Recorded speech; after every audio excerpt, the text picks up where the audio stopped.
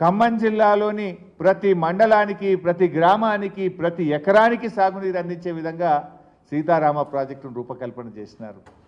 అంత గొప్పగా ఆలోచించింది. దీన్ని మేం చేసినామంటారు. ఏం చేసింది మీరు? ఇవాళ ఈ ప్రాజెక్టులో చూస్తే ప్రాజెక్టు మెయిన్ కెనాల్లో 8 ప్యాకేజీలు ఉన్నాయి. 8 ప్యాకేజీల్లో మా ప్రభుత్వం ఉన్నప్పుడే 5 ప్యాకేజీలు కంప్లీట్గా పూర్తయినాయి. మిగతా 3 ప్యాకేజీల్లో 80% పనిచేసి పెట్టినాం. మెయిన్ కెనాల్లో ఉండే 8 ప్యాకేజెస్లో 5 ప్యాకేజీలు అయితే ఇంటోటో పూర్తి చేశాం. మిగతా 3 ప్యాకేజీల్లో కూడా 80% పని పూర్తయింది. అంటే ఓవరాల్గా ప్రాజెక్ట్ చూస్తే 90% వర్క్ డన్. పంపులు, మోటార్లు అన్నీ కూడా అప్పుడే పెట్టినాం. వాళ్ళు ఇప్పుడు అలా మొదటి పంప్ హౌస్ కానీ, రెండవ పంప్ హౌస్ కానీ, మూడవ పంప్ హౌస్ కానీ వాళ్ళు ఏదైతే ఆన్లు చేస్తున్నారో, ఇలా కట్కలు ఒత్తుతున్నారో, పంప్ హౌస్ల నిర్మాణం కానీ, మోటార్లు బిగించడం కానీ, సబ్స్టేషన్ల నిర్మాణం కానీ, ఈ 3 పంప్ హౌసులు కూడా బీఆర్ఎస్ ప్రభుత్వ హయాంలో జరిగినవే. సీతారామ నిర్మాణం కోసం మేము కృషి చేస్తుంటే ఆ రోజు ఇదే కాంగ్రెస్ పార్టీ నాయకులు కోర్టుల్లో కేసులు వేసిండ్రు.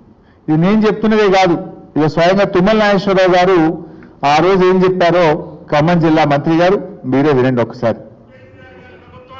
నాకు ఈ జిల్లాని సంపూర్ణంగా మిగిలిపోయినటువంటి బృహత్తర కార్యక్రమాలు పూర్తి చేసే అవకాశం మళ్ళీ కేసీఆర్ గారు నాకు ఇచ్చారు. అందుకనే ఈ జిల్లాలో మిగిలిపోయినటువంటి సాగునీటి పథకం, నేను కలలుగన్నటువంటి పథకం, ఈనాడు ముఖ్యమంత్రి గారి చేతులకు మీదుగా శంకుస్థాపన చేసినటువంటి ఈ జిల్లా జీవనాడి, ఈ జిల్లా ప్రజల చిరకాల వాంఛ గోదావరి జలాల్ని ఈ జిల్లా రైతాంగానికి ఇవ్వాలని ఆనాడు కాంగ్రెస్ ప్రభుత్వం ఆనాడు మొదలెట్టినటువంటి దుమ్మగూడాన్ని వాళ్ళ స్వార్థం కోసం, స్వలాభం కోసం, సొంతం కోసం, కమిషన్ల కోసం దాన్ని చిందరవందర చేసి ఒక్క చుక్క నీళ్లు ఇవ్వకుండా 2000 కోట్లు దగా చేసినటువంటి కాంగ్రెస్ పార్టీ పాలకులు ఈ రోజు ఇరిగేషన్ ప్రాజెక్టుల గురించి, కేసీఆర్ గురించి ఒక్క మాట మాట్లాడే నైతిక హక్కు లేదు అని చెప్పి ఆ పార్టీ నాయకులు విజ్ఞప్తి చేయదలుచుకున్నాం.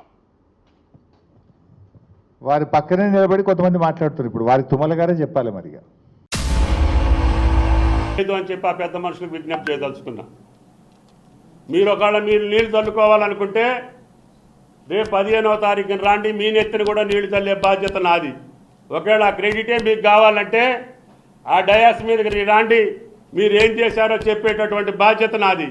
అది వెంకటరావు గారు చేసిన పథకాలు పూర్తి చేశా, తాలిపేరుని రాజశేఖర రెడ్డి గారు చేసిన పనులు పూర్తి చేస్తున్నా, తర్వాత వచ్చినటువంటి ముఖ్యమంత్రులు చంద్రబాబు నాయుడు గారు చేసిన పనులు పూర్తి చేస్తున్నా. ఏ ముఖ్యమంత్రి మొదలుపెట్టినా అది పూర్తిగా ప్రజా ఉపయోగులకు రావాలనే కోరికతో చేస్తున్నా తప్పితే నా కోసమో, నా రాజకీయం కోసమో, నా స్వార్థం కోసమో ఈ 45 సంవత్సరాల రాజకీయ జీవితంలో నేను చేయలేదని చెప్పి ఆ విజ్ఞప్తి చేస్తున్నా. వాళ్ళ మనసుకు కూడా తెలుసు, నన్ను వ్యతిరేకించే రాజకీయ పక్షాలకు కూడా తెలుసు, నన్ను అవమానపరిచే వ్యక్తులు కూడా తెలుసు. మనస్సాక్షి కాళ్ళకు వదిలేస్తా, నేను వాళ్ళ విజ్ఞత కాళ్ళకు వదిలేస్తా. కానీ నా ధర్మం నేను మర్చిపోను, నా కర్తవ్యం నేను మర్చిపోను. ఈ ఉమ్మడి రాష్ట్రంలో అత్యధిక కాలం మంత్రి పదవిలో ఉన్న వ్యక్తిని, మీ అందరి దయ వల్ల, మీ అందరి ఆశీస్సులతోటి బతికేటటువంటి వ్యక్తిని, ప్రజల యొక్క అనురాగంతో, వాళ్ళ ఆశీస్సులతో ఉన్నా తప్ప ఎవరిని నేను దేహి అని అడుక్కునే స్థితిలో లేను. ప్రజలు కాదన్న రోజున నా వ్యవసాయం నేను చేసుకున్నా తప్ప ఎవడింటికి పోయి నేను పదవి అడగలేదు, టికెట్ అడగలేదు, పైసలు అడగలేదు. మీ దాతృత్వంతో బతుకుతున్నా, మీ ఔదార్యంతో బతుకుతున్నా. ప్రజల ఆశీస్సులతో 11 సార్లు పోటీ చేసే అవకాశం వచ్చింది. 6-7 సార్లు గెలిచినా కూడా ఆయా ప్రభుత్వాల్లో నాకు ఆ భగవంతుడు అవకాశం ఇచ్చారు. ఇచ్చిన వాళ్ళకి కూడా ధన్యవాదాలు.